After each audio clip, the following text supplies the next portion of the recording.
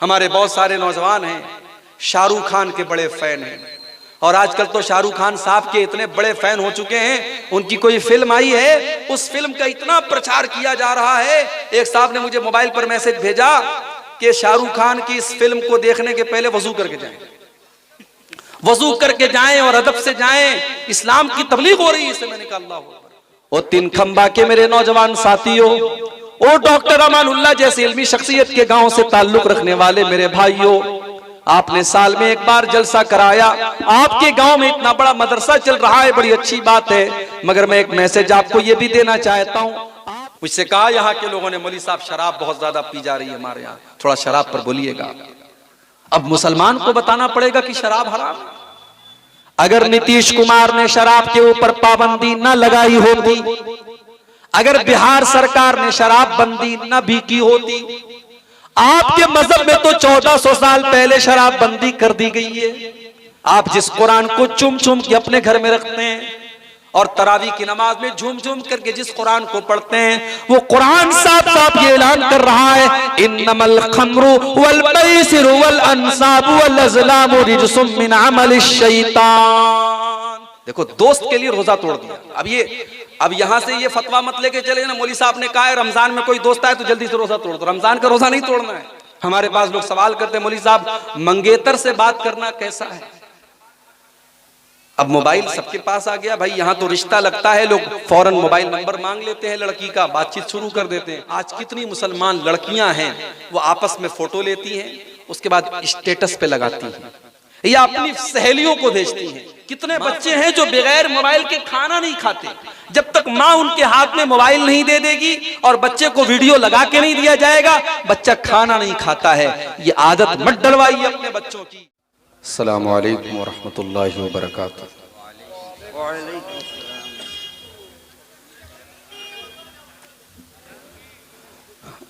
अल्हम्दुलिल्लाह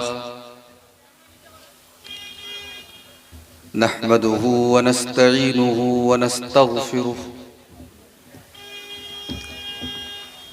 व नऊज़ु बिल्लाहि मिन शुरूरि अनफुसिना व मिन सय्यिआति अअमालिना।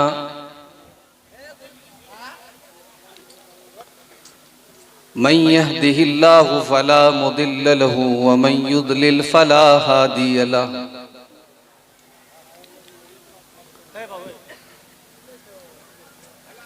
व अशहदु अल्ला इलाहा इल्लल्लाहु वहदहु ला शरीक लहु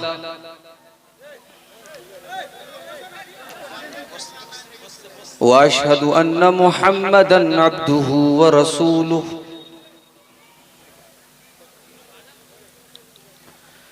या अय्युहल्लज़ीना आमनुत्तक़ुल्लाह हक़्क़ तुक़ातिही व ला तमूतुन्न इल्ला व अंतुम मुस्लिमून।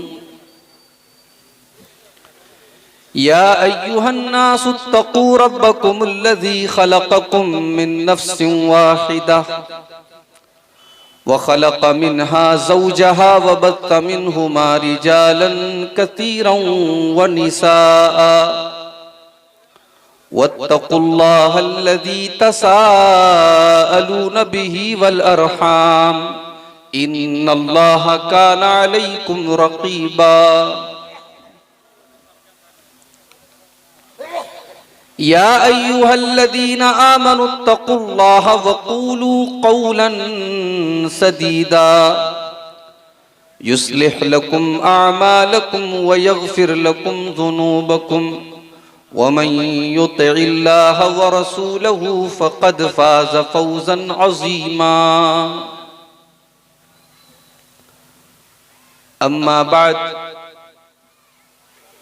फ़इन्न ख़ैरल हदीस किताबुल्लाह व ख़ैरल हदी हदी मुहम्मदिन सल्लल्लाहु अलैहि वसल्लम व शर्रल उमूरि मुहदसातुहा व कुल्ल मुहदसतिन बिदअह व कुल्ल बिदअतिन ज़लालह व कुल्ल ज़लालतिन फिन्नार। अऊज़ु बिल्लाहि मिनश शैतानिर रजीम। बिस्मिल्लाहिर रहमानिर रहीम। मन अमिल सालिहन मिन ज़करिन औ उन्सा वहुव मुमिनुन फलनुहयिन्नहु हयातन तय्यबह वलनजज़ियन्नहुम अजरहुम बिअहसनि मा कानू यअमलून। सदर मोहतरम, उलमाए किराम, मोहतरम बुजुर्गों, नौजवान साथियों, पर्दा नशीन माओ और बहनों, प्यारे बच्चों,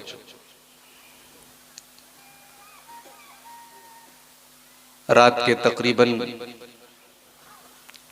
1:45 बजे आपके सामने हाजिर होने का मौका मिल रहा है। बड़े लंबे सफर के बाद ताखीर से आपके बीच हाजिर हुआ हूं।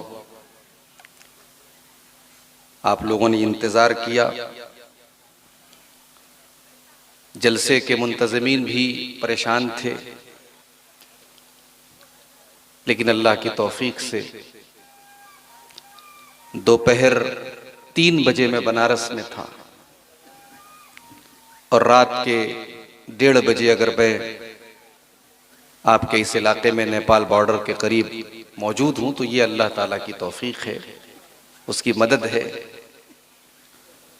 और बड़ी खुशी की बात है कि इतनी रात गुजर जाने के बावजूद एक बड़ी तादाद में हमारे नौजवान, हमारे बुजुर्ग, हमारी माएँ बहनें अभी तक मौजूद हैं। अल्लाह ताला हमारे इस जज्बे को कबूल फरमाए और अल्लाह ताला हम सबको कहने और सुनने से ज्यादा अमल करने की तौफीक अता फरमाए, आमीन। कुरान मजीद के 14वें पारे की एक आयत आपके सामने मैंने पढ़ी है। इस आयत में अल्लाह ताला ने एक सवाल का जवाब दिया है। सवाल ये है कि दीन पर चलने वाला, इस्लाम पर चलने वाला, शरीयत पर चलने वाला आखिरत में जो पाएगा वो पाएगा, दुनिया उसकी कैसी गुजरेगी। आमतौर से यह समझा जाता है कि दीन पर चलने वाले की दुनिया खराब होती है। हमने ये मान के चला है कि दीन अलग है, दुनिया अलग है। अगर आप दीन पर चलेंगे तो दुनिया नहीं कमा सकते, दुनिया में आप अच्छी जिंदगी नहीं गुजार सकते, और अगर दुनिया में अच्छी जिंदगी गुजारना है तो दीन को कुर्बान करना पड़ेगा। यही तो समझते हैं।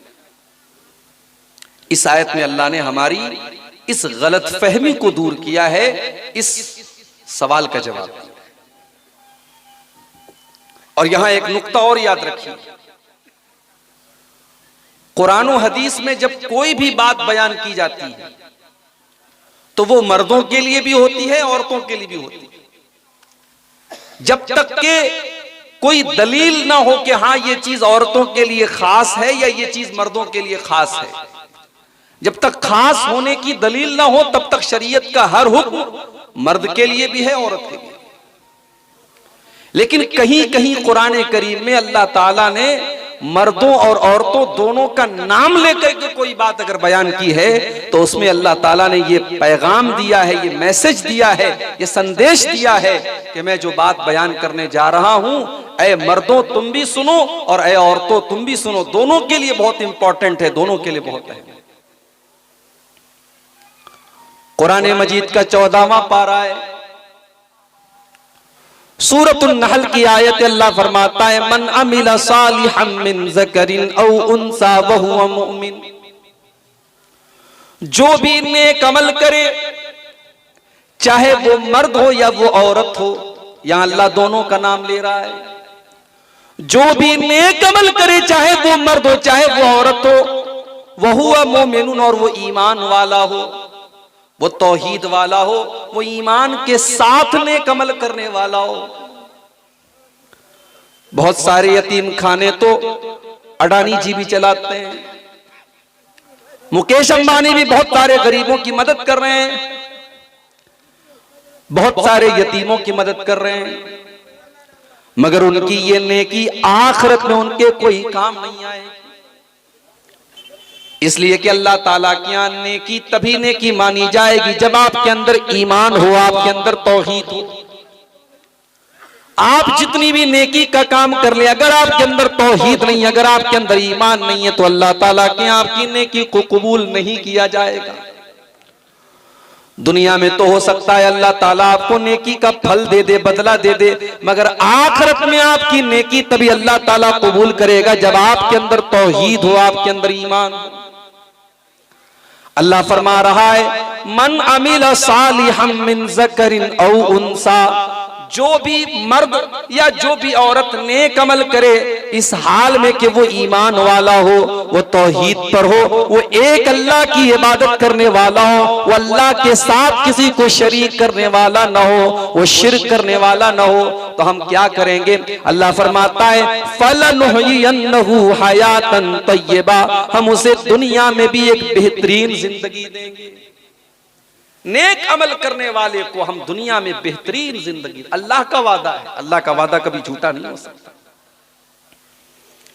अगर आपकी जिंदगी इस्लाम के मुताबिक गुजरेगी, अगर आपकी जिंदगी शरीयत के मुताबिक गुजरेगी, तो अल्लाह का वादा है कि अल्लाह आपकी जिंदगी को बेहतरीन जिंदगी बना देगा। अब बेहतरीन का मतलब यह नहीं होता कि आप करोड़पति बन जाएंगे।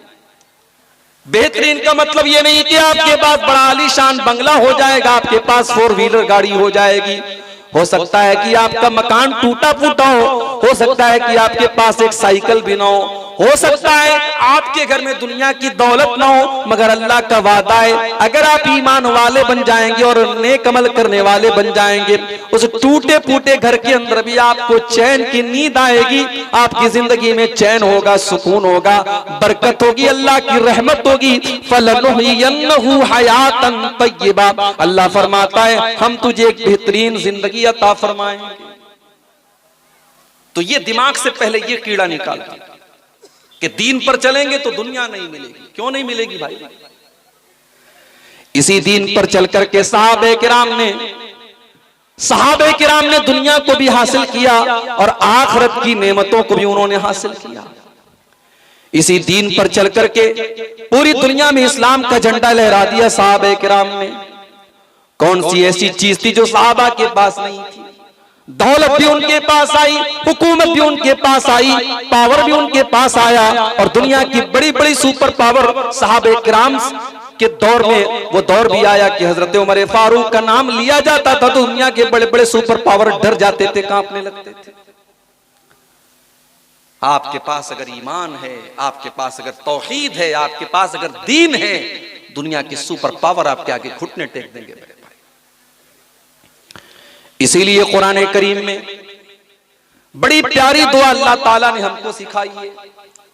और जब एक हाजी हज करने जाता है, एक उम्रा करने वाला उम्रा करने जाता है, जब खाने काबा का वो तवाफ करता है तो हजर अस्वद और रुकन यमानी के दरमियान भी वो इस दुआ को बार बार पढ़ता है, रब्बना आतिना फिद दुनिया हसना व फिल आखिरति हसनतन व क़िना अज़ाबन नार।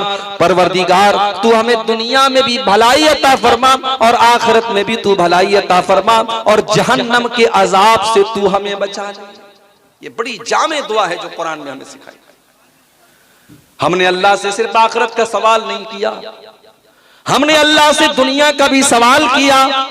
और इसीलिए अल्लाह के प्यारे नबी जब अल्लाह की बारगाह में दुआ किया करते थे, वो 3 खंबा के मेरे नौजवान साथियों, ओ डॉक्टर अमानुल्लाह जैसे इल्मी शख्सियत के गांव से ताल्लुक रखने वाले मेरे भाइयों, आपने साल में एक बार जलसा कराया, आपके गांव में इतना बड़ा मदरसा चल रहा है, बड़ी अच्छी बात है, मगर मैं एक मैसेज आपको ये भी देना चाहता हूं, आप अल्लाह के प्यारे नबी की दुआओं को भी याद किया करें। नबी अकरम की दुआओं को आप याद किया करें। नबी अकरम की दुआओं में बड़ी बरकत है, बड़ा खैर है मेरे भाई। अल्लाह के प्यारे नबी एक दुआ करते थे, अल्लाहुम्मा अस्लिह ली दीनी अल्लज़ी हुवा इस्मतु अमरी, ऐ अल्लाह तू मेरे दीन को सही कर दे क्योंकि मेरी बुनियाद तो मेरे दीन के ऊपर है। ऐ अल्लाह मेरे दीन के अंदर कोई खराबी ना आने पाए।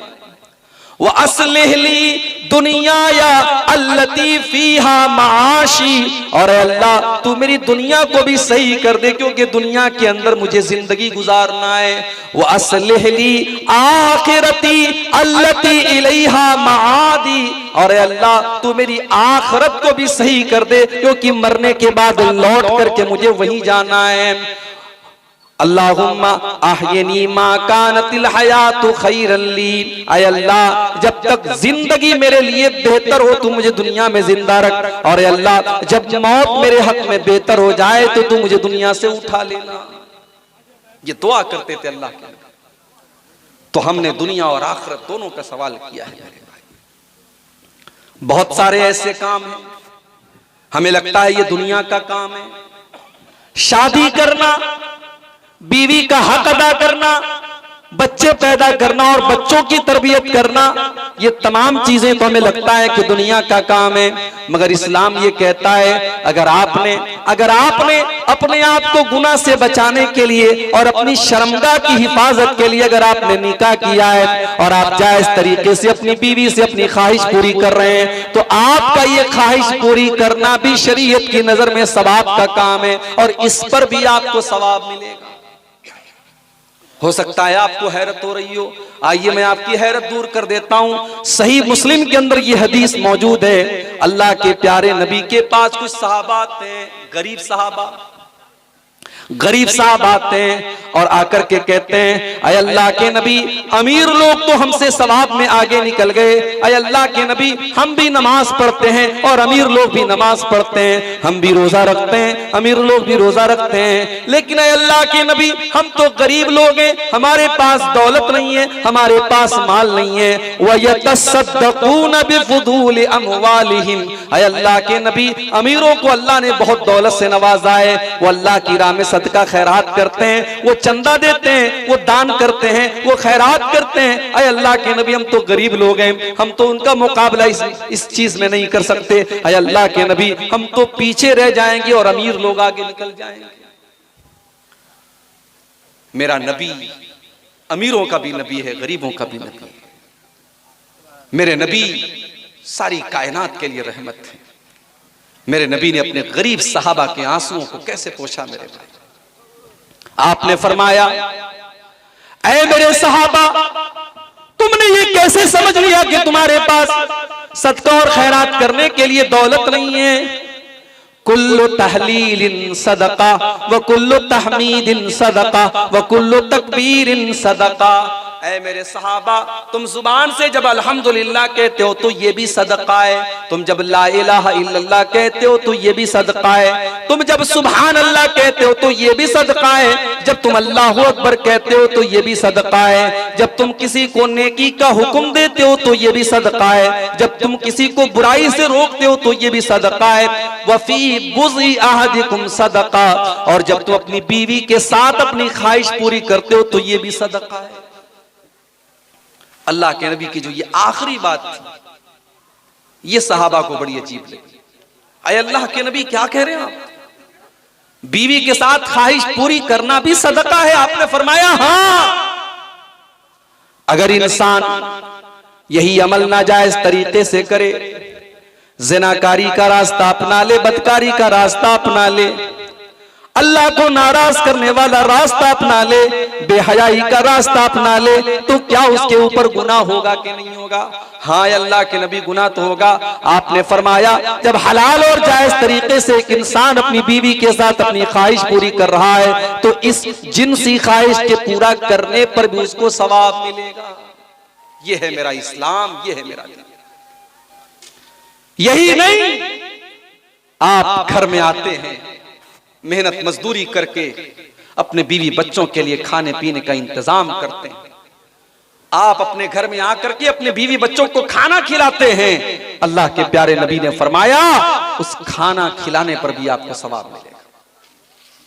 बुखारी के अल्फाज है, अल्लाह के नबी फरमाते हैं मा मिन नफक़तिन तबतगी बिहा वजहल्लाह, तुम जिस खर्च के जरिए अल्लाह को राजी करते हो उस पर तुम्हें सवाब मिलेगा। हत्तल लुक़मतल्लती तज़उहा फी इम्रातिका, यहाँ तक कि तुम अपनी बीवी के मुंह में जो लुकमा डालते हो, तुम अपनी बीवी को जो खाना खिलाते हो, उस लुकमे पर भी तुमको सवाब मिलेगा।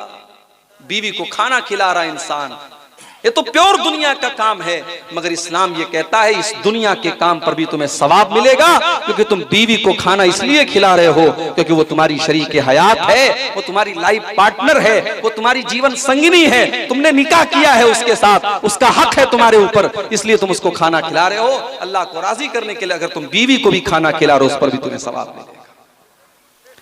इस्लाम की ये तालीम नहीं है आप पूरे मुल्क का इंतजाम चलाएं और बीवी को छोड़ दें। आप किसी स्टेट के मुख्यमंत्री बन जाएं और आपकी बीवी बच्चे ना हो, इस्लाम की ये तालीम नहीं है। इस्लाम इसको कतान नापसंद करता है कि आप शादी ना करें और आप बाल बच्चे पैदा ना करें, आप बीवी का हक अदा ना करें, आप बच्चों का हक अदा ना करें, ये इस्लाम की तालीम नहीं है। बहुत सारी बातें इशारों में कही जाती है, समझते रहें आप। इस्लाम की ये तालीम नहीं है कि आप बीवी बच्चों की जिम्मेदारियों से आजाद, आप साहब पूरे देश की सेवा कर रहे हैं और आप अपने परिवार को छोड़ दें, अपनी बीवी को छोड़ दें, ये इस्लाम की तालीम है। जो सारे समाज के लिए अच्छा है, जो सारे मोहल्ले के लिए अच्छा है, जो सारे देश के लिए अच्छा है, उसको सबसे पहले अपने परिवार के लिए अच्छा होना पड़ेगा। इसीलिए अल्लाह के प्यारे नबी फरमाते हैं खैरुकुम ले अहलिही व अना खैरुकुम ले अहली।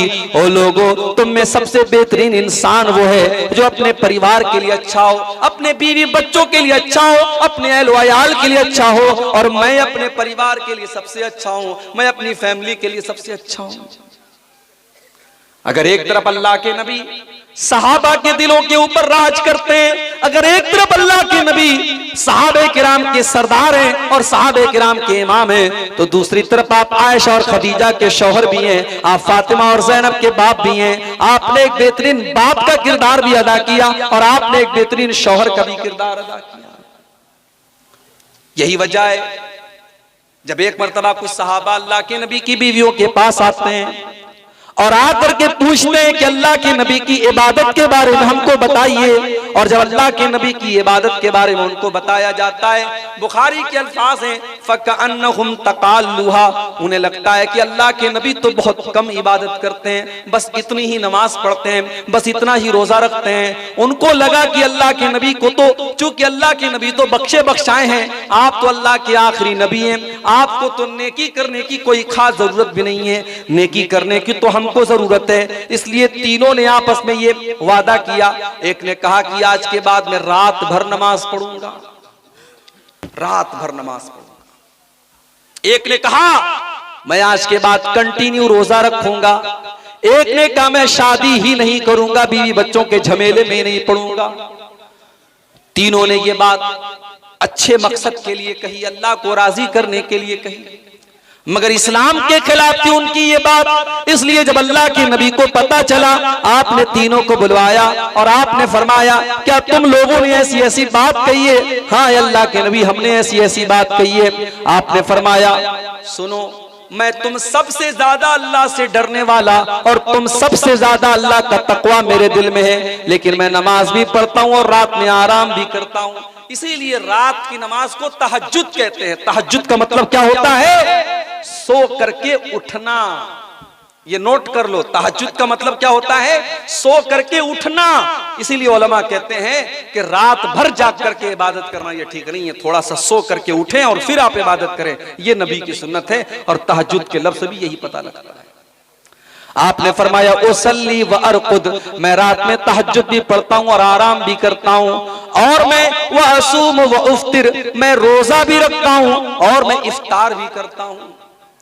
मैं नफिल रोजा भी रखता हूं और कभी नहीं भी रखता हूं, कभी दिल चाहा तो रख लिया, कभी मैंने नहीं रखा। यानी फर्ज रोजे की बात नहीं, नफिल रोजे की बात हो रही है कि नफिल रोजा मैं कंटिन्यू नहीं रखता हूं, कभी रखता हूं कभी नहीं रखता हूं। वह तज़व्वजतु, और मैंने शादियां भी की हैं, मेरी 9 बीवियां हैं और मैं 9 बीवियों का हक अदा कर रहा हूं, और यही मेरा तरीका है और यही मेरी सुन्नत है। फमन रगीबा अन सुन्नती फलैसा मिन्नी, जो मेरे तरीके पर नहीं चलेगा उसका मुझसे कोई ताल्लुक नहीं है। आज कितने लोग हैं माशाअल्लाह, पांचों टाइम के नमाजी हैं, चेहरे पर भरपूर सुन्नत वाली दाढ़ी है, माथे पर जबरदस्त सजदे का निशान है, लेकिन घर में जब बीवी के सामने जाते हैं तो जल्लाद बन जाते हैं, आंखें अंगारा बन जाती हैं, बीवी बच्चे उनको देख करके डर जाते हैं। माफ करना मेरे भाई, आपका अखलाक सारे जमाने के लिए अगर अच्छा है और बीवी बच्चों के लिए अगर आपका अखलाक अच्छा नहीं है तो आप दीनदार नहीं है, आप अच्छे इंसान नहीं है, आप अच्छे मुसलमान नहीं है। अगर आपका अखलाक अच्छा है तो बीवी के साथ भी आपका अखलाक अच्छा होना चाहिए, बच्चों के साथ भी आपका अखलाक अच्छा होना चाहिए। कभी कभी तो मैं अपने बारे में महसूस करता हूं, रात रात भर मैं तकरीर कर रहा हूं, बीवी बच्चों को छोड़ करके, मुनासिब नहीं है, मुनासिब नहीं है मेरे भाई। कभी कभार की बात है, ठीक है, लेकिन अगर इसको एक मामूल बना लिया जाए, महीने महीने भर हम तकरीरें करें और बीवी बच्चों को छोड़ दें, गलत है ये। बहुत सारे लोग, हमारे बनारस के करीब एक जगह पड़ती है मऊ, अभी कल मेरा मऊ में प्रोग्राम था रात में, मऊ के लोगों ने बताया कि साहब यहाँ का कारोबार बनारस की तरह वहां भी साड़ी का कारोबार होता है, पावरलूम चलते हैं वहां पे। अब पावरलूम का कारोबार कुछ दिनों से अच्छा नहीं चल रहा है, तो मऊ के बहुत सारे लोग सऊदी अरब में जाकर के नौकरी कर रहे हैं, 15,000, 20,000, 25,000 रुपया महीना मिल रहा है। अब मऊ के अंदर रह करके बेचारे मेहनत करके 8,000, 10,000 कमा रहे थे, वहां 15-20,000 मिल रहा है, बेचारों के पास कोई ऑप्शन नहीं था, वो सऊदी में जाके रह रहे हैं। अब हालात क्या है, शादी हो गई, बीवी आई, एक महीना ये बीवी के साथ रहे, उसके बाद साहब ये सऊदी चले गए, अब बीवी यहां अकेली रह रही है। अब आप अंदाजा लगाएं कि कितना बड़ा फितना है ये कि बीवी यहां है, शौहर सऊदी अरब में है और 2 साल के बाद अपनी बीवी के पास आता है। जाहिर है बीवी को शौहर की जरूरत है, शौहर को बीवी की जरूरत है। हमने रोजी रोटी के नाम पर बीवी का हक मारा, गलत है मेरे भाई। हम थोड़ा कम खा लें, 2 रोटी के बजाय 1 रोटी खा लें, हम थोड़ा हम अपने लाइफ स्टाइल में हम समझौते कर लें, अपनी जिंदगी में हम समझौते कर लें, मगर बीवी बच्चों को हम टाइम दें, उनको उनका हक दें। ये शरीयत की तालीम है, ये जनाब मोहम्मद रसूलुल्लाह सल्लल्लाहु अलैहि वसल्लम की तालीम है। अल्लाह के नबी के एक सहाबी हैं, उनका नाम है सलमान फारसी। सलमान फारसी के एक बहुत अच्छे दोस्त हैं, उनका नाम है अबू दरदा। सलमान फारसी मक्का के मुहाजिर हैं और अबू दरदा मदीना के अंसारी हैं, दोनों में बहुत अच्छा दोस्ताना है, भाईचारा है। हजरत सलमान फारसी को पता चला कि मेरे दोस्त अबू दरदा का ये हाल है कि वो रात रात भर नमाज पढ़ते हैं और दिन में वो रोजा रखते हैं और बीवी बच्चों से उनको कोई मतलब नहीं है, बीवी का हक अदा नहीं करते, बीवी की तरफ तवज्जो नहीं देते। ताली दोनों हाथ से बजती है। इसीलिए अब्दुल्लाह बिन अब्बास कहते हैं कि अगर औरत मेरे लिए सजती है, मेरे लिए मेकअप करती है, मेरे लिए अच्छा कपड़ा पहनती है, तो मेरी भी जिम्मेदारी है कि मैं बीवी के लिए अच्छा कपड़ा पहनूं। बीवी कोई मशीन नहीं है बच्चा पैदा करने की कि आपने बस उसको एक मशीन बना के रख दिया।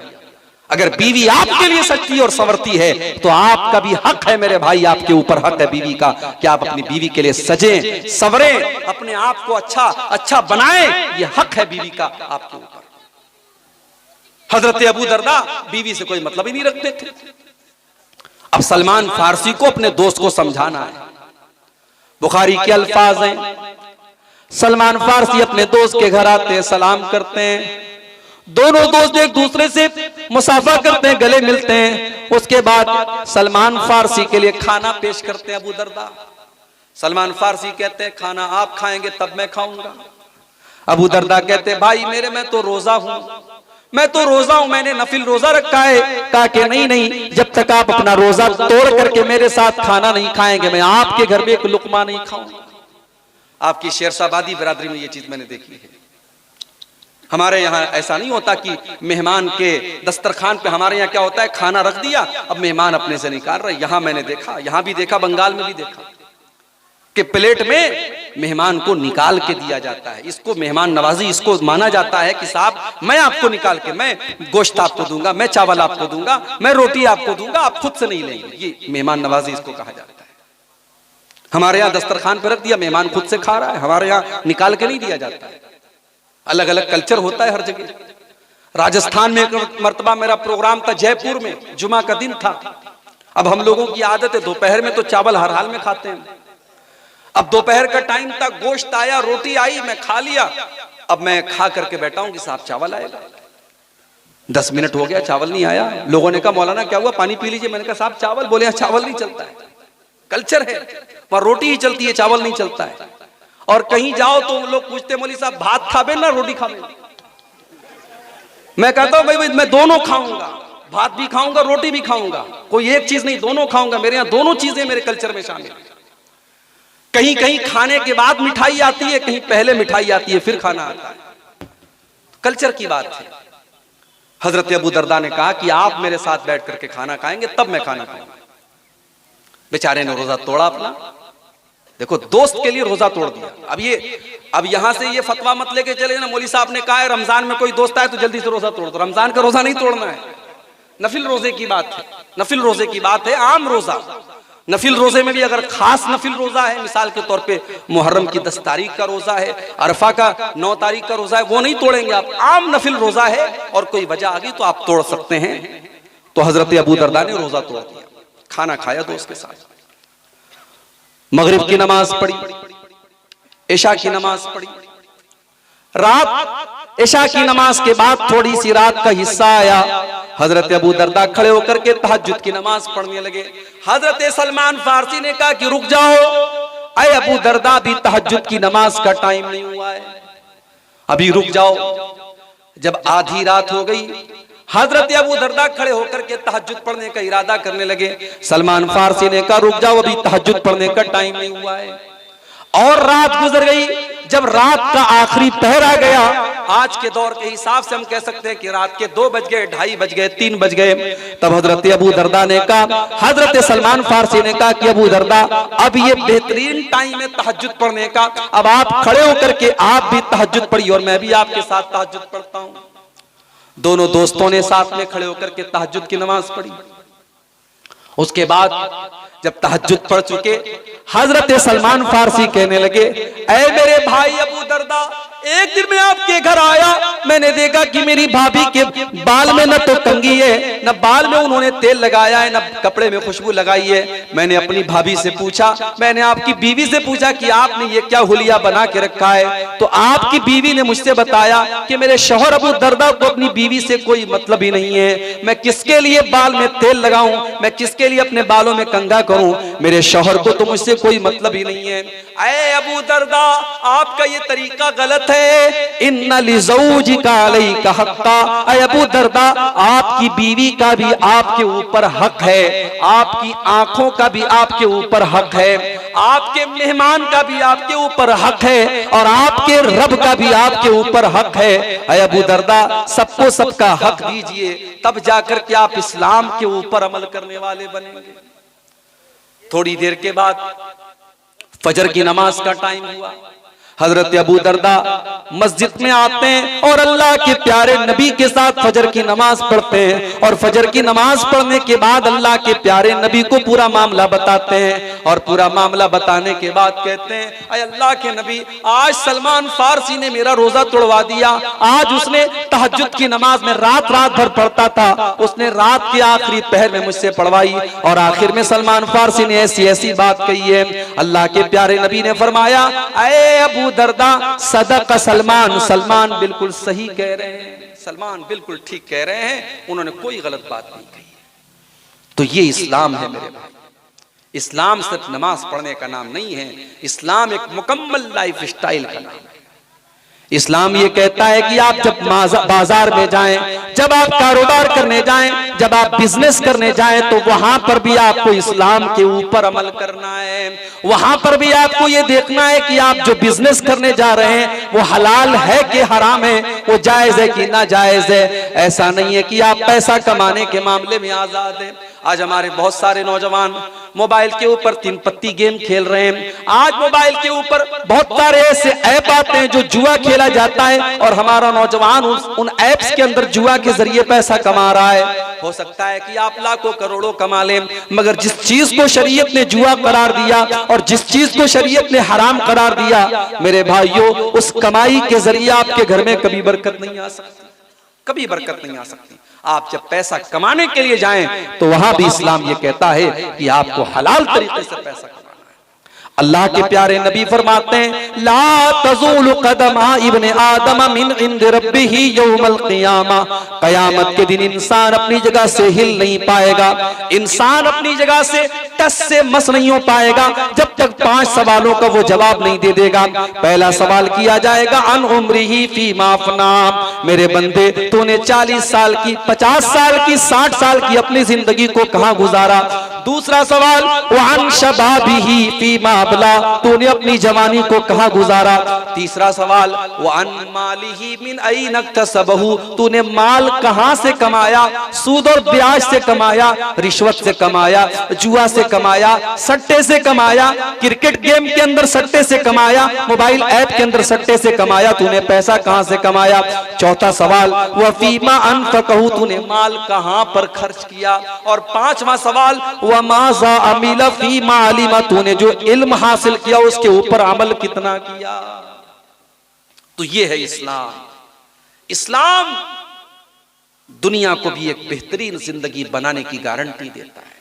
शर्त यह है कि आप 2 चीजें अपने अंदर पैदा करें। मैं फिर से वही आयत रिपीट कर रहा हूं, सूरह नहल की, कुरान के 14वें पारे की आयत। मर्दों को भी आयत याद कर लेनी चाहिए, औरतों को भी आयत याद कर लेनी चाहिए। इस आयत में फार्मूला बताया गया कामयाबी का। मन अमिला सालिहम मिन ज़करिन औ उन्सा वहुवा मुमिनुन फलनुहियन्नहु हयातन तय्यबा।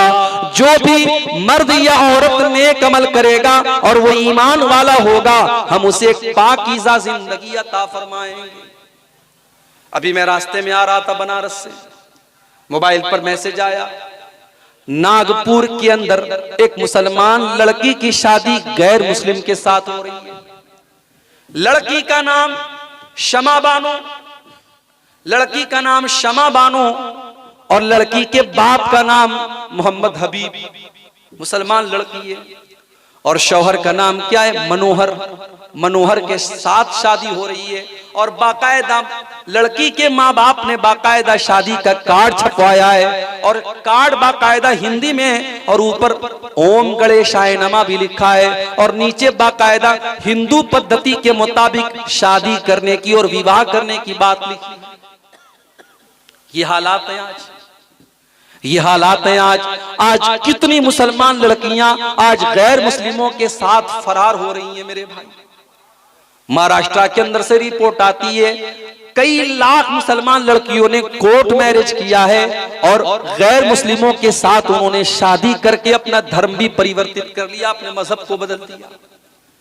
मेरे भाइयों, एक कौम की हैसियत से क्या यह हमारे लिए शर्म से डूब मरने का मकाम नहीं है कि हम अपनी बेटियों को इस्लाम की और तौहीद की अजमत भी नहीं बता पाए, हम उनको ईमान का मतलब भी नहीं बता पाए। हमारी बेटियां आज इश्क और मोहब्बत के झूठे ढकोसले के नाम पर अपने ईमान से समझौता कर रही हैं, अपने दीन से समझौता कर रही हैं और इस्लाम को छोड़ने के लिए तैयार हैं।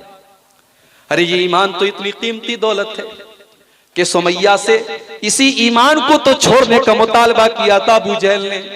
ऐ सुमैया, तू मोहम्मद के दीन का इनकार कर दे, तू ला इलाहा इल्लल्लाह का इनकार कर दे। ऐ सुमैया, मैं तुझे टॉर्चर नहीं करना चाहता, मैं तुझे तकलीफ देना नहीं चाहता, मैं तेरे बेटे अम्मार के सामने और तेरे शौहर यासिर के सामने तुझे नंगा करना नहीं चाहता। ऐ सुमैया, अगर तू अब भी इस्लाम को छोड़ दे तो मैं तुझे तकलीफ देना छोड़ दूंगा। मगर सुमैया को पता था, सुमैया को पता था अगर ईमान को दांव पे लगा के अगर दुनिया में सुकून की जिंदगी पा भी लिया तो ये जिंदगी किसी काम की नहीं है। अगर दुनिया में पैसे कमा लिए, दुनिया में जिंदगी गुजार ली और ईमान को दांव पे लगा दिया तो वो जिंदगी किसी काम की नहीं है। सुमैया ला इलाहा इल्लल्लाह को छोड़ने के लिए तैयार नहीं हुई, उनको नंगा कर दिया गया बाप के सामने, उनके शौहर के सामने और उनके जवान बेटे के सामने उनको नंगा कर दिया गया और बड़े दर्दनाक तरीके से उनकी शर्मगाह के ऊपर हमला करके अबू जहल ने उनको शहीद कर दिया। और इस्लाम के अंदर पहला खून बहाने वाली खातून का मकाम हजरत सुमैया को मिला। मेरे भाइयों, अबू जहल ने सुमैया को कत्ल तो कर दिया, सुमैया के जिस्म से जान तो निकाल ली, मगर सुमैया के चेहरे पर वो जो मुस्कुराहट थी, वो जो जन्नत में जाने की जो आरज़ू थी, वो जो जन्नत गुर्बत में जाने की जो तड़प थी, अबू जहल उसको न मिटा सका। अबू जहल सुमैया के दिल से ईमान को नहीं निकाल सका। ओ मेरी प्यारी माओ बहनों, आज सुमैया को तुम कैसे भूल गई? ओ मेरे नौजवान साथियों, आज चंद टकों के वक्त में अपने दीन और ईमान का सौदा करने को तैयार हो जाते हो। क्या तुमने बिलाल हबशी की जिंदगी नहीं पढ़ी? हाँ, बिलाल हबशी कोई हैंडसम तो नहीं थे, कोई बहुत खूबसूरत तो नहीं थे, काले कलूटे थे, हबशा के रहने वाले थे। जैसे सारे हबशी होते वैसे बिलाल भी हबशी थे। लेकिन ऐ बिलाल, तेरे काले और तेरे काले कलूटे बदन के बावजूद तेरे सीने के अंदर जो दिल था, ऐ बिलाल, उस दिल का क्या कहना? उस दिल के अंदर ईमान की कैसी ताकत थी, ईमान की कैसी ताकत थी कि बिलाल हबशी को जब उनके मालिक उमैया बिन खल्फ ने अरब की तपती हुई रेत पर लिटाया और उनके सीने पर गर्म पत्थर रखा और बिलाल से कहा कि ऐ बिलाल, तेरे सीने पर ये गर्म पत्थर तेरे सीने की चर्बी को पिघला रहा है और तेरी पीठ की चर्बी पिघल रही है अरब की उस तपती हुई रेत पर। ऐ बिलाल, मैं तुझे इतनी तकलीफ नहीं देना चाहता, तू ला इलाहा इल्लल्लाह को छोड़ दे, तो इस्लाम को छोड़ दे, तो ये इकरार कर ले कि हमारे 360 जो हमारे बुत हैं और हमारे जो माबूद है वो तेरे मुश्किल कुशा हैं, वो तेरे रब है, वो तेरी मदद करने वाले और तेरी बिगड़ी बनाने वाले हैं। ऐ बिलाल, हम तुझे छोड़ देंगे। बिलाल, तू खूबसूरत तो नहीं है, तू हमारे नौजवानों की तरह हैंडसम तो नहीं है, तेरा हेयर स्टाइल तो बहुत अच्छा नहीं है, मगर ऐ बिलाल, तेरे अंदर ईमान की खूबसूरती है, तेरे दिल में ईमान की रोशनी है, तेरे सीने में ईमान वाला दिल है। बिलाल ने अपने सीने की चर्बी को पिघलाना गवारा कर लिया, अपनी पीठ की चर्बियों को पिघलाना गवारा कर लिया, मगर बिलाल ने तौहीद से कोई कॉम्प्रोमाइज नहीं किया। और बिलाल की जुबान से अगर निकला तो एक ही लफ्ज निकला, अहद अहद अहद, मेरा रब एक है, मेरा माबूद एक है, मेरी पेशानी झुकेगी तो उस एक रब की बारगाह में झुकेगी। मैं तुम्हारे 360 माबूदों को अपना रब नहीं मान सकता, तुम मेरी जान भी ले लो मगर मैं तुम्हें अपना रब नहीं मान सकता।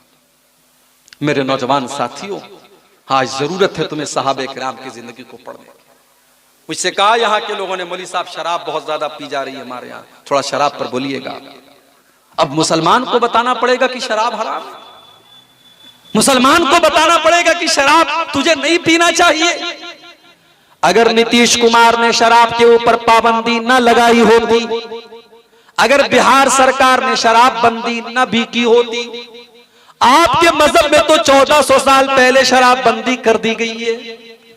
आप जिस कुरान को चुम चुम के अपने घर में रखते हैं और तरावी की नमाज में झूम झूम करके जिस कुरान को पढ़ते हैं, वो कुरान साफ साफ ये ऐलान कर रहा है, इन्नमल खम्रु वल मैसिरु वल अंसाबु वल अज़लामु रिज्सुम मिन अमलिश शैतान। ओ शराब पीने वालों, ये शराब और जुआ ये गंदे काम है, ये शैतान के काम है। शैतान इनके जरिए तुमको लड़ाना चाहता है, इस शराब के जरिए शैतान तुमको आपस में लड़ाना चाहता है और शैतान तुमको अल्लाह के जिक्र से दूर करना चाहता है। जिस कुरान के अंदर शराब बंदी का ऐलान किया गया, उस मुसलमान, उस कुरान को मानने वाला शराब पिए, मेरे भाइयों ये हो नहीं सकता। या तो तेरे ईमान में खोट है और या फिर तुझे रब के कुरान पर ईमान नहीं है। कुरान कह रहा है कि शराब पीना शैतान का काम है। उस्मान गनी रजी अल्लाह ताला अन्हु कहते हैं, शराब से बचो, फ़इन्नहा उम्मुल खबाइस, ये तमाम बुराइयों की जड़ है। तिरमिज़ी की सही रिवायत है, हजरत उस्मान गनी कहते हैं कि तमाम बुराइयों की जड़ शराब है। और उसके बाद उस्मान गनी एक वाकया बयान करते हैं कि पहले जमाने में एक बहुत बड़ा अल्लाह का नेक बंदा था, बहुत मुत्तकी और परहेजगार था, और उस जमाने की एक बदचलन औरत ने, एक फाहिशा औरत ने उस मुत्तकी इंसान को अपने जाल में फंसाने की एक साजिश रची, एक प्लान बनाया। उसने अपनी एक लौंडी को भेजा, जाओ उससे कहना कि तुम्हारी जरूरत है, एक मामले में तुमको गवाही देना है और मेरी मालकिन ने तुमको बुलाया है। लौंडी आई, ऐ हजरत, ऐ इमाम साहब, ऐ आलिम साहब, मेरी मालकिन ने आपको बुलाया है, बहुत जरूरी काम है और आपकी गवाही की जरूरत है। वो बेचारा नेक आदमी था, उसको क्या पता कि क्या प्लान रचा जा रहा है। वो तैयार हो गया चलने के लिए। लौंडी उसको मकान के अंदर लेकर के गई, दरवाजा बंद कर दिया, और अंदर लेके गई, दूसरा दरवाजा बंद कर दिया, और अंदर लेकर के गई, तीसरा दरवाजा बंद कर दिया। हदीस के अल्फाज हैं 7 दरवाजे बंद करने के बाद आखिर में वो लौंडी एक कमरे में लेकर के गई। 7 दरवाजे बंद हो गए। आज तो हमारा नौजवान गलत काम करने के रास्ते तलाश करता है कि कहीं से कोई किसी लड़की का नंबर मिल जाए, कहीं से कोई गलत काम करने का मौका मिल जाए। यहां अल्लाह के नेक बंदों को बाकायदा साजिश करके और प्लान करके फंसाया जा रहा है, मगर फिर भी वो अपने आप को बचा रहा है। 7 दरवाजे बंद करने के बाद आखिर में एक कमरे में वो पहुंचा, और वहां पर वही खूबसूरत औरत है, और एक मासूम बच्चा है, और एक शराब का बोतल है, शराब का प्याला है। उस औरत ने कहा, तुम्हारे सामने 3 चॉइस है, 7 दरवाजे बंद हैं, अगर तुमने मेरी बात नहीं मानी तो मैं कत्ल कर दूंगी तुमको, तुम्हें बदनाम कर दूंगी, या तो तुम मेरे साथ ज़िना करो, या तुम मेरे साथ ज़िना करो, या तुम इस बच्चे को कत्ल करो, और या फिर तुम शराब पी लो। 3 काम में से कोई एक काम करो। उसको लगा ज़िना करना तो बहुत बड़ा पाप है, बच्चे को कत्ल करना तो उससे बड़ा पाप है, शराब ही पी लेता हूं जान बचाने के लिए, यह हल्का काम लग रहा है।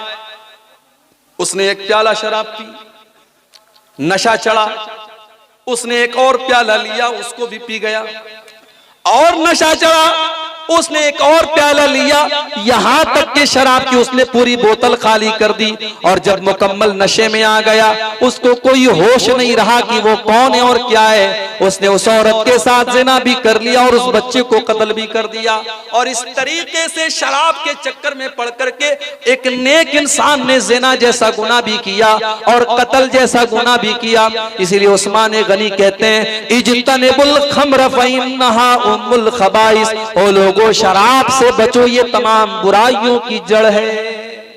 शराब से बचो। सिगरेट बिकती है ना, गुटखा बिकता है, गुटखे के ऊपर फेफड़े की खतरनाक तस्वीर बनी रहती है, लिखा रहता है tobacco is dangerous for health, तंबाकू आपके स्वास्थ्य के लिए हानिकारक है, तंबाकू आपकी सेहत के लिए खतरनाक है। गुटखे पर भी लिखा है, बीड़ी और सिगरेट के पैकेट पर भी लिखा है, सरकार लिखवा भी रही है और लाइसेंस देकर के बिकवा भी रही है। सरकार ये भी कह रही इससे कैंसर होता है और सरकार उसका लाइसेंस भी दे रही है। गुटखा बिक रहा है, सिगरेट बिक रही है और पीने वाले पी रहे हैं। कैंसर से लाखों लोग मर रहे हैं हर साल, मगर सिगरेट पीने वालों की भी कोई कमी नहीं, गुटखा खाने वालों की भी कोई कमी नहीं।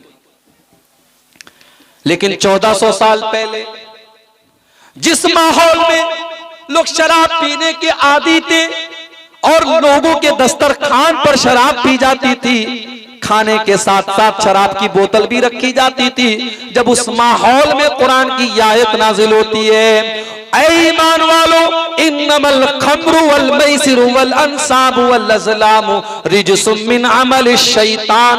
ऐ ईमान वालों, ये शराब पीना, ये जुआ खेलना, ये किस्मत का हाल मालूम करने के लिए पासे के तीर निकालना और ये गैरुल्लाह के नाम पर लोगों के आस्थानों पे जाके सर झुकाना, ये सारे के सारे गंदे काम है, ये शैतान के काम है, तुम इन कामों से बचो। जब कुरान की आयत नाजिल होती है, सहाबे किराम अपने शराब के मटके तोड़ देते हैं, अपने शराब के प्यालों को तोड़ देते हैं, अपने शराब के बर्तनों को तोड़ देते हैं। ओ लोगों, आज सरकार सिगरेट और तंबाकू के खिलाफ एडवर्टीजमेंट पर लाखों करोड़ों खर्च करती है, मगर कोई फायदा नहीं। और यहाँ कुरान की एक आयत नाजिल होती है और सहाबे किराम अपनी इस्लाह कर लेते हैं। ये ईमान की ताकत है, ये अल्लाह के डर की ताकत है। जब अल्लाह का डर पैदा होता है तो मुजरिम खुद आकर के अदालत में अपने जुर्म का इकरार करता है। अल्लाह के नबी साहबा के साथ बैठे हुए हैं, एक औरत आती है, आए अल्लाह के नबी, मैं कबीले गामिद से ताल्लुक रखती हूं। आए अल्लाह के नबी, मैंने ज़िना किया है, मैं शादीशुदा हूं, मैं विवाहित औरत हूं, मैं शादीशुदा औरत हूं और मैंने एक मर्द के साथ ज़िना कर लिया है। आए अल्लाह के नबी, मुझे पता है कि इस्लाम में शादीशुदा औरत अगर ज़िना कर दे तो उसकी सजाए मौत है। अल्लाह के नबी मुझे ये सजा दे दीजिए ताकि कल अल्लाह ताला कयामत के दिन मुझे सजा ना दे। मैं दुनिया की सजा तो गवारा करने को तैयार हूँ, मगर आखिरत की सजा मैं बर्दाश्त नहीं कर सकती। ऐ अल्लाह के नबी मुझे पाक कर दीजिए ताकि कल कयामत के दिन मैं पाक हो जाऊं। मुझे दुनिया में ज़िना की सजा दे दीजिए, मैं आखिरत में ये क्षमता नहीं रखती हूं कि मैं ज़िना की सजा सह लूं। अल्लाह के नबी ने कहा क्या बोल रही है तू, चल हट यहां से चली जा, क्या बोल रही है। अल्लाह के नबी ने उसको मौका देना चाहा, उसको संभलने का मौका देना चाहा। उसने कहा नहीं है अल्लाह के नबी, आप इग्नोर नहीं कर सकते, आप नजरअंदाज नहीं कर सकते। मैं प्रूफ के साथ आई हूं, मैंने जिना भी किया है और उस जिना का प्रूफ भी है मेरे पास। मैं हमल से हूं और जिना का हमल मेरे पेट में पल रहा है, मैं पेट से भी हूं, मैंने गलत काम किया है। नबी अकरम ने कहा ठीक है चली जा तू, जब तेरा बच्चा पैदा हो जाए तब तू मेरे पास आना, हम तुझे सजा देंगे। नबी अकरम ने लौटा दिया, 9 महीने की मोहलत दे दी। सहाबे किराम को भी पता नहीं कि वो औरत कौन है, और अल्लाह के नबी भी शायद भूल चुके कि वो औरत कौन है। 9 महीने का पीरियड गुजर जाता है। एक दिन फिर वही औरत अपने मासूम बच्चे को अपने हाथ में लेकर के आती है। अय अल्लाह के नबी क्या आपने मुझको पहचाना, मैं वही औरत हूँ जो 9 महीने पहले आपके पास आई थी और ये मुतालबा लेकर के आई थी कि आप मुझे सजा दे दीजिए। अय अल्लाह के नबी अब तो ये बच्चा भी पैदा हो चुका है, अय अल्लाह के नबी इस बच्चे को अपनी कस्टडी में ले लीजिए और मेरे जैसी बच्चलन औरत को सजाए मौत दे दीजिए। हो लोगों, आज अदालत में लोग पैसे दे दे करके जजों और वकीलों को खरीद करके अपनी सजा को माफ करवाते हैं, और जो मुजरिम होते हैं वो बेकसूर हो जाते हैं, वो बाइज्जत रिहा हो जाते हैं, और जो बेकसूर और जो वाकई में जो बेकसूर होता है उस बेचारे को सजा दे दी जाती है। आज ही हो रहा है अदालत में। वो कौन सी ताकत है जो मुजरिम को अदालत में आकर के अपने जुर्म का इकरार करने पर मजबूर कर रही है। मेरे भाइयों, ये ईमान की ताकत है, ये अल्लाह का डर है, ये अल्लाह का खौफ है, जो 9 महीने बाद भी उस औरत को आकर के अपने हक में सजाए मौत मांगने का मुतालबा करने पर मजबूर कर रही है। अय अल्लाह के नबी मुझे पाक कर दीजिए। आपने कहा नहीं, अभी तुम्हारा बच्चा छोटा है, माँ के दूध पर डिपेंड है, जब तक ये बच्चा दूध पी रहा है हम तुम्हें सजा नहीं दे सकते। जाओ, जब तुम्हारा बच्चा दूध छोड़ दे, रोटी खाने लगे, तब तुम मेरे पास। अल्लाह के नबी ने 2 साल का टाइम और दे दिया, 2 साल की मोहलत और दे दी। 2 साल का पीरियड गुजर गया और 2 साल के बाद वो औरत अपने बच्चे को लेकर के आती है और बच्चे के हाथ में रोटी का टुकड़ा है, बच्चा रोटी खा रहा है। अय अल्लाह के नबी मैं वही गामे दिया औरत हूँ, अय अल्लाह के नबी मैं वही औरत हूँ जो आपके पास आकर के अपने ज़िना का इकरार कर रही थी। ताहिरनी या रसूल अल्लाह, अय अल्लाह के नबी मुझे सजाए मौत दे करके मुझे पाक कर दीजिए। आपने बच्चा एक मुसलमान के हवाले किया, आपने बच्चे को एक मुसलमान के हवाले किया और जमीन के अंदर गड्ढा खोदने का हुक्म दिया गया। गड्ढा तैयार हो गया, औरत का आधा दर उस गड्ढे के अंदर डाला गया। आपने सहाबा को हुक्म दिया कि उसको पत्थरों से मार मार के खत्म किया जाए। ओ लोगों, अगर आज जिना की ये सजा, आज जिना की सजा को लागू कर दिया जाए, ये 5-5 साल की बच्चियों के साथ रेप करने वाले दहल जाएंगे। ये आज जिना के जो वाकयात हो रहे हैं, अगर इस्लाम ने जिना की जो सजा दी, अगर उस जिना को अगर आज राइज कर दिया जाए तो आज जिना बंद हो जाएंगे। मगर याद रहे, इस्लाम जिना सिर्फ जबरदस्ती जिना कोई जिना नहीं कहता है, इस्लाम आपस की सहमति वाले जिना को भी जिना कहता है। हमारे मुल्क का कानून क्या कहता है? अगर बालिग मर्द और बालिग औरत, 18 साल के ऊपर की लड़की है और 21 साल के ऊपर का मर्द है, अगर बालिग मर्द और औरत आपस में आपसी सहमति से अगर संबंध बनाते हैं तो कानूनन वो गलत नहीं है। हमारे भारत का कानून ये कहता है, मगर इस्लामी तालीम ये है कि जिना अगर बिल जबर है, जबरदस्ती अगर हो रहा है तब भी वो जिना है, और अगर निकाह के बगैर और शादी के बगैर अगर लड़का लड़की आपस में मिल रहे हैं तब भी वो जिना है, और इस्लाम में सजा दोनों की बराबर है। ऐसा ऐसा नहीं है कि जबरदस्ती अगर ज़िना हो रहा है तो उसमें सजा होगी और आपस की सहमति से हो रहा है तो सजा नहीं होगी। इस्लामी हुकूमत में सजा दोनों को बराबर मिलेगी। मेरे भाइयों, अगर वाकई में अगर आज ज़िना की सजा को लागू कर दिया जाए तो ज़िना के वाकयात बंद हो जाए। पत्थर मारा जा रहा है औरत को, सहाबा-ए-किराम पत्थर मार रहे हैं, जाहिर है ज़िना किया था उसने। उस औरत के खून के कुछ छींटे हजरते खालिद बिन वलीद के कपड़े पर पड़ जाते हैं और उनकी जुबान से कुछ गलत कलमात उस औरत के बारे में निकल जाते हैं कि ऐसी बदचलन औरत और ऐसी नापाक औरत का खून मेरे कपड़े पर लग गया। इस तरीके के कुछ जुमले हजरत खालिद बिन वलीद की जुबान से निकल जाते हैं। सही मुस्लिम की रिवायत है, अल्लाह के नबी हजरत खालिद को डांटते हैं और कहते हैं, महलन या खालिद, ऐ खालिद खबरदार खबरदार, ऐ खालिद तुम्हें अपनी जुबान से ऐसा कोई लफ्ज निकालने की परमिशन नहीं है। ऐ खालिद तुम्हें ये कहने का कोई अधिकार नहीं है। ऐ खालिद इस औरत ने तो तौबा की है, इसने तो खुदा करके अपने लिए सजा मांगी है। ऐ खालिद लक़द ताबत तौबतन लौ ताबहा साहिब मुहसिन लगुफिर लहू।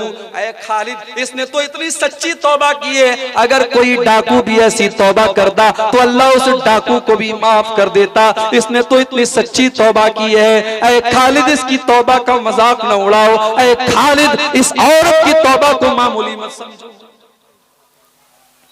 और जब उसका इंतकाल हो गया, नबी अकरम ने कहा उसको कफनाया जाए और मैं उसकी जनाजे की नमाज पढ़ाऊंगा। उमर फारूक ने कपड़ा पकड़ लिया अल्लाह के नबी का। अल्लाह के नबी आप एक बदचलन और बेहया और जानिया का जनाजा पढ़ाएंगे? आपने कहा कि हाँ आए उमर, उसने तौबा कर ली है, उसने तौबा कर ली है।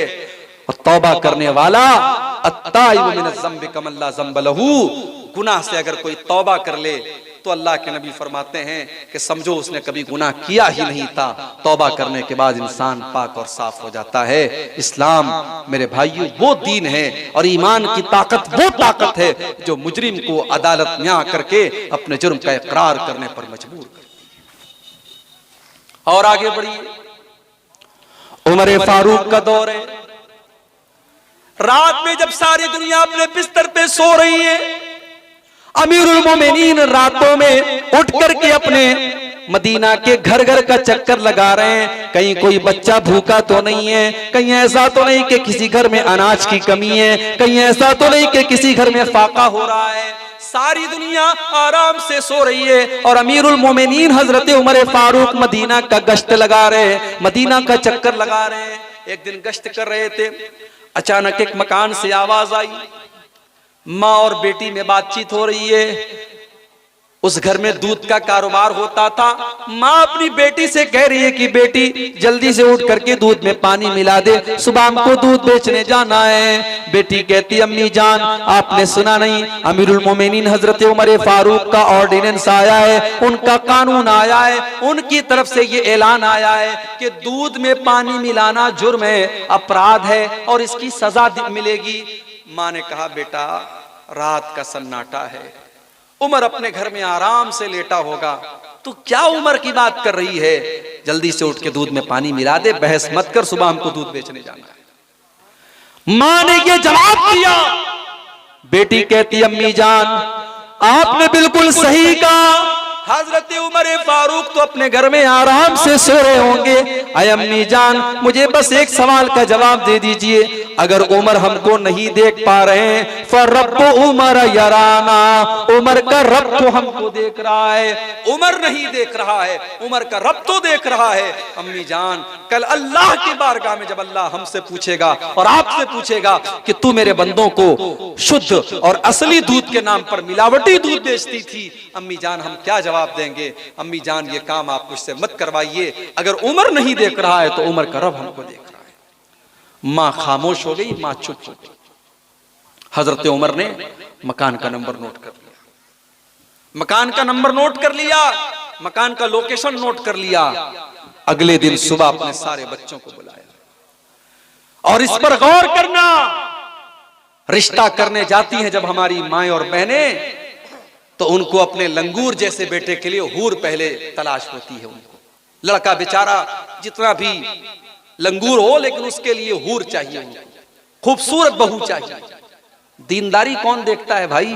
कितनी गरीब बेटियां हैं बेचारी, जो आलिमा है, दीनदार है, इज्जतदार घराने की हैं, मगर उनके बाप के पास अपने दामाद को देने के लिए 2 लाख 3 लाख कैश नहीं है, 4 व्हीलर और 2 व्हीलर देने की ताकत नहीं है। गरीब बाप की बेटियां आज जवानी की दहलीज को पार कर रही हैं। क्यों? क्योंकि हम जब रिश्ता देखने जाते हैं और रिश्ता करने जाते हैं तो हमारी नजर पहले दौलत पर होती है, खूबसूरती पर होती है। मेरे भाइयों, जब हमने रिश्ते की शुरुआत ही दीनदारी पर नहीं की है तो फिर अगर घर को बिगाड़ने वाली बहू आती है, सास से झगड़ा करने वाली बहू आती है और शौहर पर हुक्म चलाने वाली बहू आती है तो हमें हैरत नहीं करना चाहिए। हम अगर बबूल का पेड़ बोएंगे तो आम नहीं निकलेगा।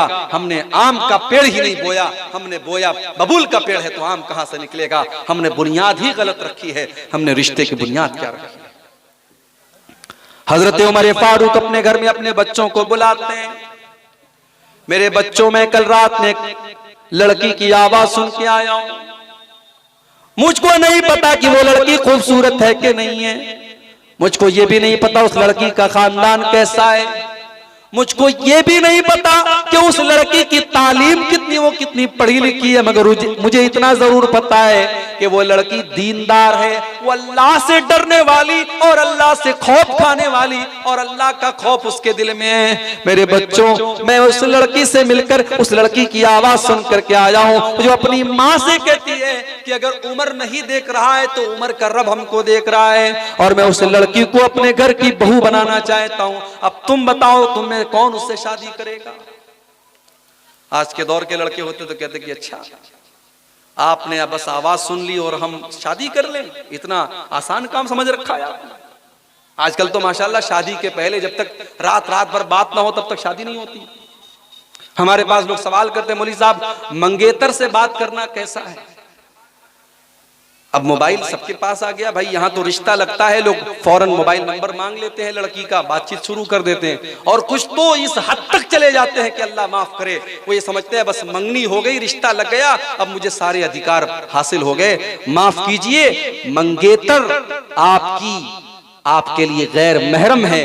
जब तक निकाह ना हो जाए आपके लिए गैर जरूरी उससे बात करना। भाई कभी कोई जरूरत पड़ गई, कोई बात पड़ गई, आपने बात कर लिया, आप रात पर मोबाइल से चिपके हुए हैं और प्यार मोहब्बत की बातें हो रही हैं, फिर मुलाकात भी हो रही है और आप बिल्कुल बीवी की तरह उससे ट्रीट कर रहे हैं, ये हराम है और ये ज़िनाकारी और बदकारी को दावत देने वाली चीज है। माफ कीजिए मेरे भाई, मंगनी कर देने से वो लड़की आपके लिए जायज नहीं हो जाती। जब तक निकाह ना हो जाए तब तक वो आपके लिए जायज नहीं। तो आज का नौजवान होता तो कहता कि अरे आपने एक आवाज सुनी और हम शादी कर लें, कोई तैयार ना होता। मगर हजरत उमर के बेटे हजरत आसिम ने कहा, अरे अब्बा जान, अगर आपने देखा है कि वो लड़की दीनदार है, शक्ल सूरत से और उसके खानदान से और उसकी दौलत से मुझे कोई मतलब नहीं, अगर वाकई में वो दीनदार है और ईमान वाली है और तकवा वाली है तो अब्बा जान मैं उससे निकाह करने के लिए तैयार हूं। और हजरत उमर की बहू बनकर के वो औरत आती है। और मेरे भाइयों, जब घर में दीनदार औरत आती है तब घर को 4 चांद लग जाते हैं। वो औरत हजरत उमर की बहू बनती है और फिर उसी औरत की नस्ल से आगे चल करके अल्लाह का एक नेक बंदा पैदा होता है जिसे दुनिया उमर बिन अब्दुल अजीज कहती है। और हजरत उमर फारूक का उनका दूसरा रूप दुनिया कहती है कि दूसरा उमर दुनिया को अगर मिला तो उमर बिन अब्दुल अजीज की शक्ल में मिला। मेरे भाइयों, जब नेक और दीनदार बीवी घर में आती है तो घर को 4 चांद लग जाते हैं। इसीलिए अल्लाह के नबी से पूछा गया कि सबसे बेहतरीन औरत कौन सी है, सबसे अच्छी औरत कौन सी है? आपने फरमाया अल्लती तसुर्रुहु इज़ा नज़र, जब शौहर देखे तो खुश हो जाए। बेहतरीन औरत वो है कि शौहर देखे तो खुश हो जाए। यहां तो बीवी जलसे में जा रही है तो पूरी बन संवर के जा रही है, शादी में जा रही है तो बिल्कुल नई वाली साड़ी निकाल करके और पूरा मेकअप कर करके और 1 घंटा आईने के सामने बिल्कुल अपने चेहरे पर दुनिया भर के मटेरियल लगा करके। और बाज औरतें तो इतना अपना रंग बदल लेती हैं कि उनके मोबाइल का फेस लॉक जो होता है वो मोबाइल बेचारा उनको नहीं पहचानता कि कौन आ गया। मासूम बच्चे माँ को नहीं पहचानते, ये कौन सी औरत मेरे घर में आ गई, इतना मेकअप करके अपने आप को बदल लेती हैं। शादी के लिए इतना मेकअप हो रहा है, पार्टी में जाने के लिए और घूमने फिरने के लिए इतना मेकअप हो रहा है, और शौहर बेचारा जब घर में आता है तो वही पसीने की बदबू होती है, वही मसाले की महक होती है, वही तेल से सना हुआ बदबूदार कपड़ा होता है। मेरी माँ और मेरी बहनों, आपकी ज़ेबो ज़ीनत, शादी के बाद आपकी ज़ेबो ज़ीनत का हकदार आपका शौहर है। अगर शौहर के लिए आपने अपने आप को सजाया और संवारा नहीं है तो माफ कीजिए, आप एक बीवी का हक अदा नहीं कर रही हैं। अल्लाह के नबी ने फरमाया, बेहतरीन औरत वो है कि शौहर देखे तो खुश हो जाए, वो तुतीउहु इज़ा अमर, और शौहर जब कोई हुक्म दे तो बीवी माने, वला तुखालिफुहु फी नफ्सिहा व मालिही बिमा यकरा, और शौहर की फरमा बरदारी करे और अपनी इज्जत व आबरू की हिफाजत करे और शौहर के माल की हिफाजत करे। आज ऐसी औरतें हमारे घरों में आ जाएं तो घरों को चार चांद लग जाए। आज जानते हो, लोग इन्वेस्टमेंट करते हैं औलाद के लिए, पैसा है ना, लोगों के पास दौलत है, कोई बीरपुर में जमीन खरीद रहा है, कोई नेपाल में दुकान लगा रहा है, कोई कहीं पर पैसा लगा रहा है। लोग इन्वेस्टमेंट करते हैं, जमीन खरीदते हैं, जायदाद खरीदते हैं अपने बच्चों के भविष्य के लिए, अपने बच्चों के फ्यूचर के लिए। मेरी माँ और बहनों और मेरे भाइयों, अगर आप अपने बच्चे का फ्यूचर बनाना चाहते हैं, अगर आप अपने बच्चे का भविष्य बनाना चाहते हैं, अगर आप ये चाहते हैं कि आपका बच्चा आपके बाद भी चैन और सुकून की जिंदगी गुजारे, तो सबसे पहला काम आप ये कीजिए कि आप दीनदार बन जाइए, आप नेक बन जाइए। माँ बाप की नेकी का बदला उनकी औलाद को उनके मरने के बाद भी मिलेगा। अगर आप नेक बन जाएं, अगर आप दीनदार बन जाएं, माँ अगर दीनदार बन जाए, बाप अगर दीनदार बन जाए, तो उसकी नेकी का बदला उसके बच्चों को उसके मरने के बाद भी मिलेगा।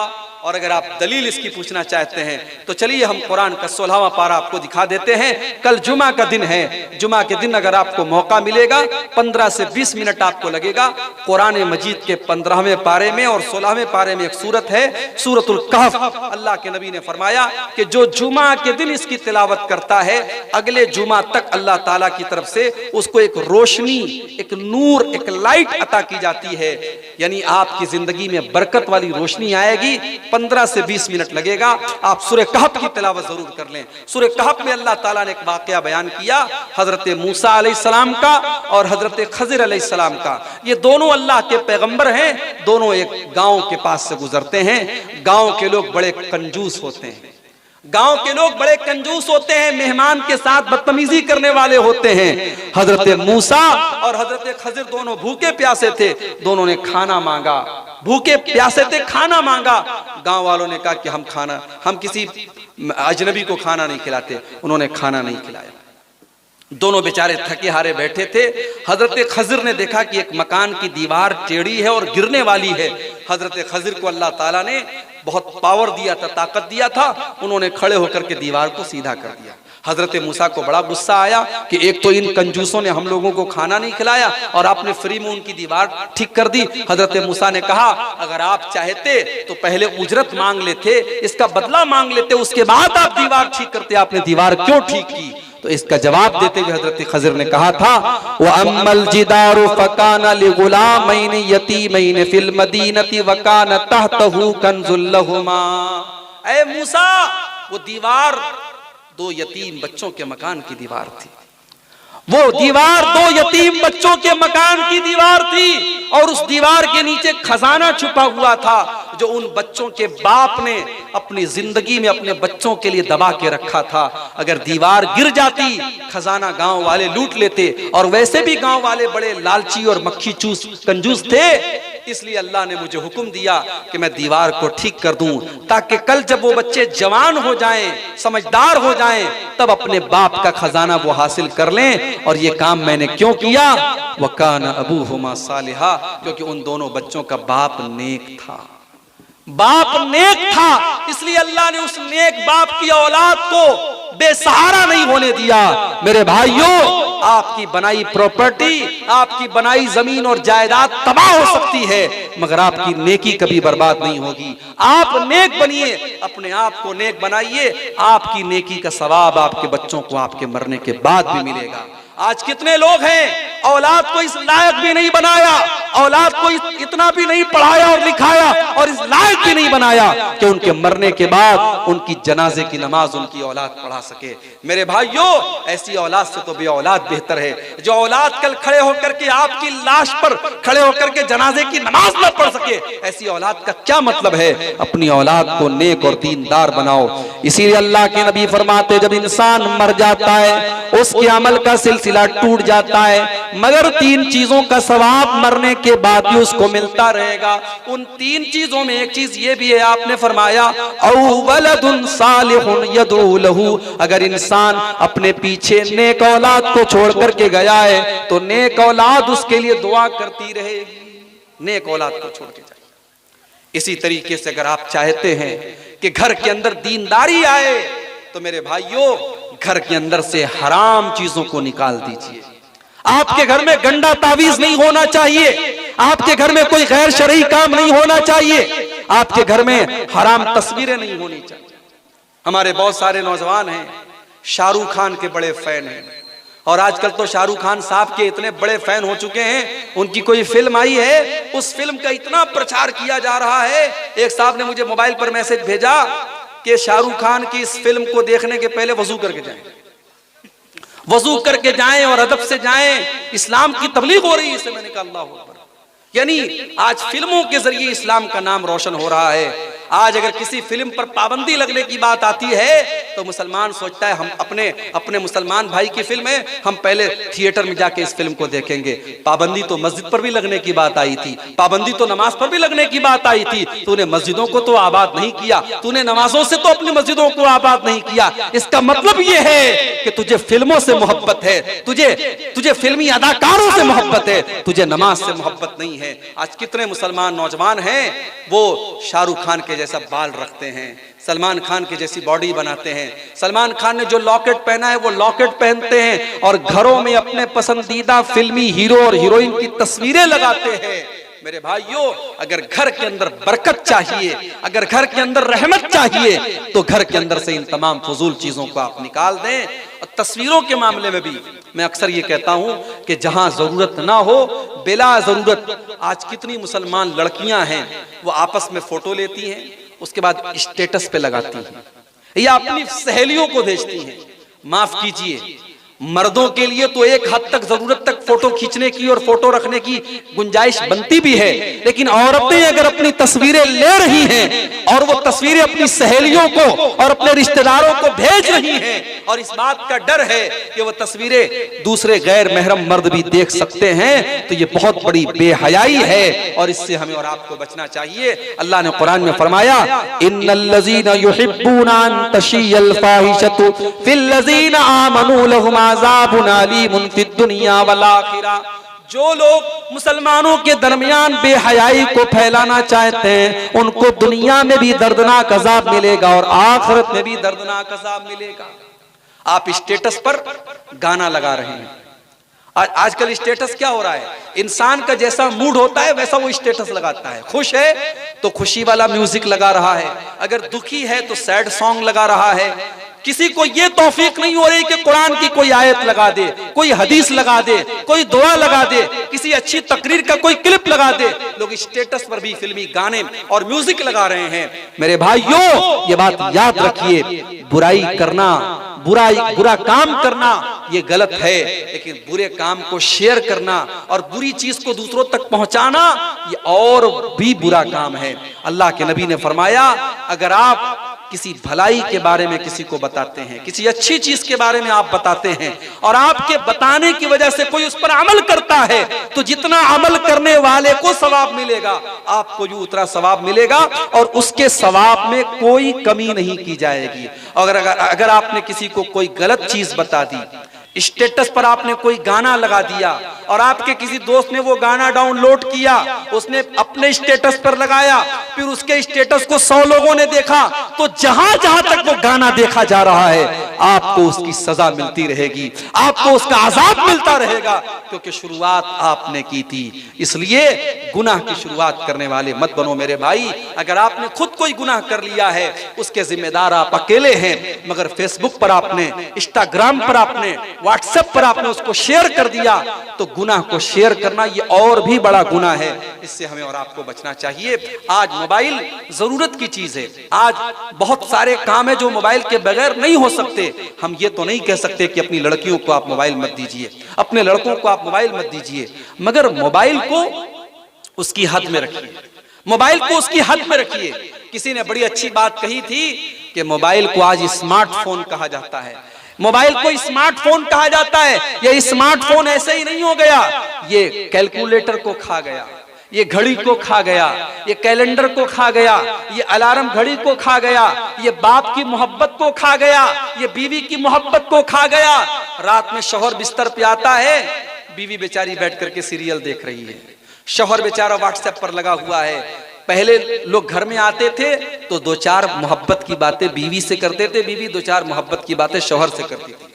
अब तो बीवी बेचारी सीरियल में देख रही है कि सास कैसे बहू पर जुल्म करती है, बहू कैसे सास के साथ साजिश करती है, ननद भाभी के खिलाफ कैसे प्लान चलती है, वो बेचारी ये सब देख रही है। और शौहर बेचारा वो इंस्टाग्राम पर और टेलीग्राम पर और व्हाट्सएप पर वीडियोस देख रहा है। तो ये नहीं होना चाहिए मेरे भाई।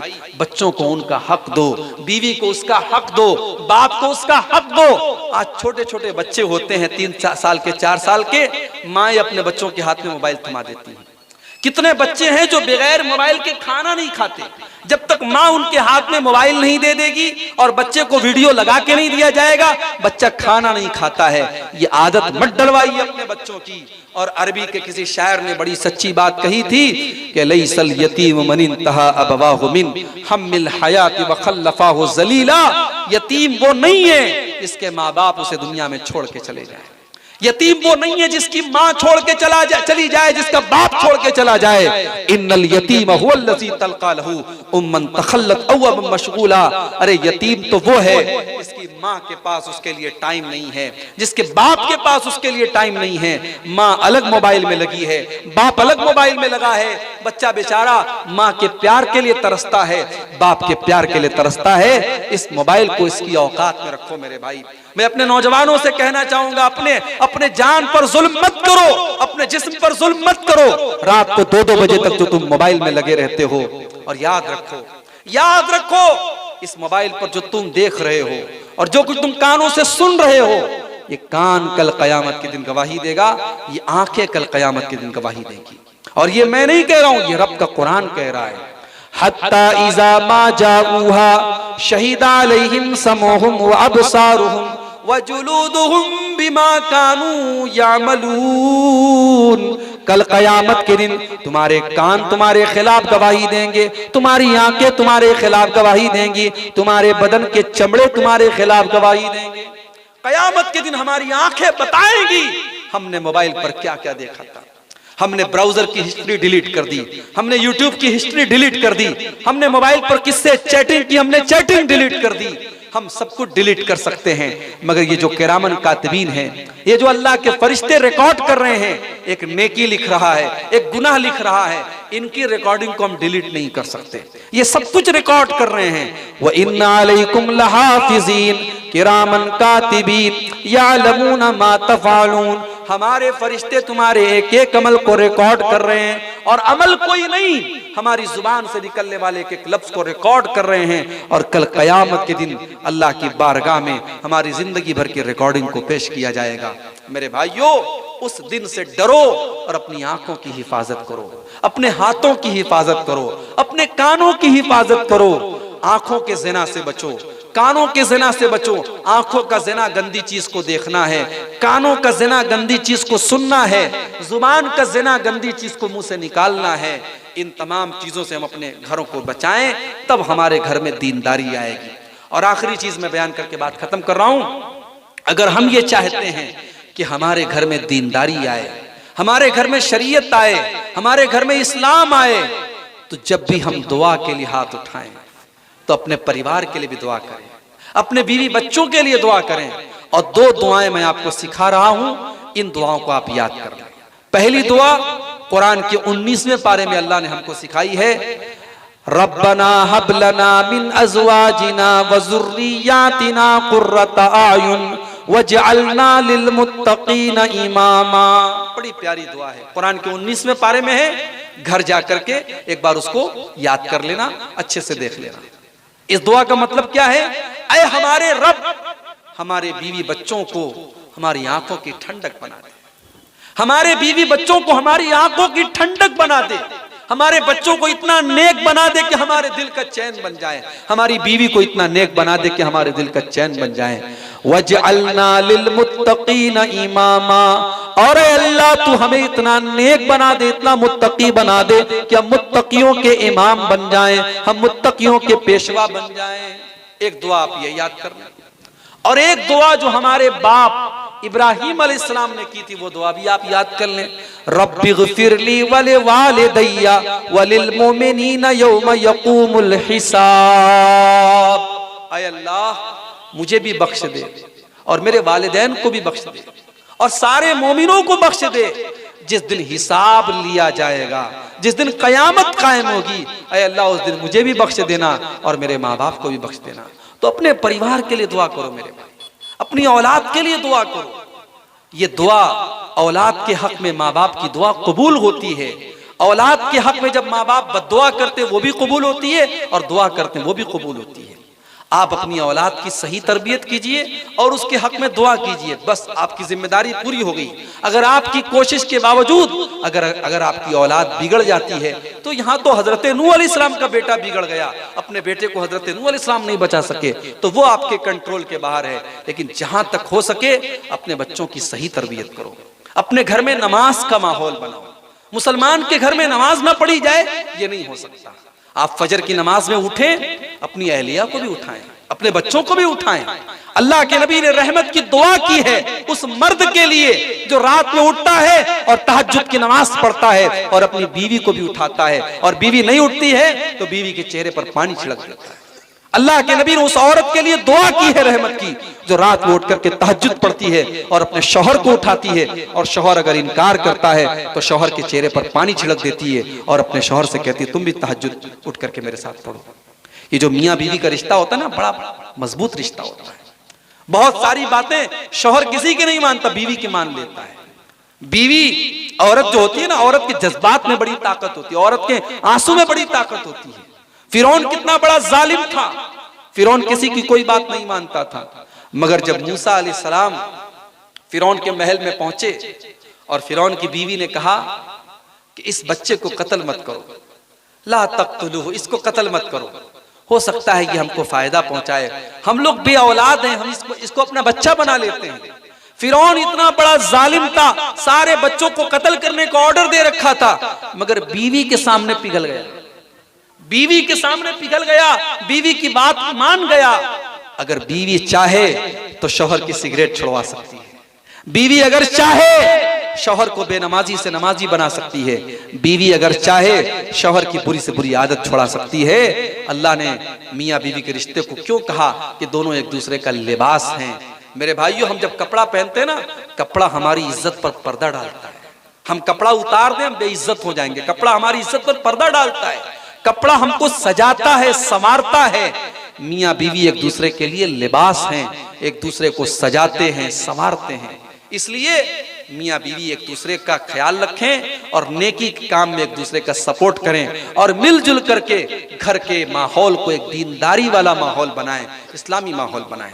और आखिर में यही कहना चाहूंगा मेरे भाइयों कि अपने खानदान में, अपने घर में इत्तेहाद पैदा करो। ये भाई भाई का झगड़ा, बाप बेटे का झगड़ा, पड़ोसी पड़ोसी का झगड़ा, इस झगड़े को खत्म करो मेरे भाई।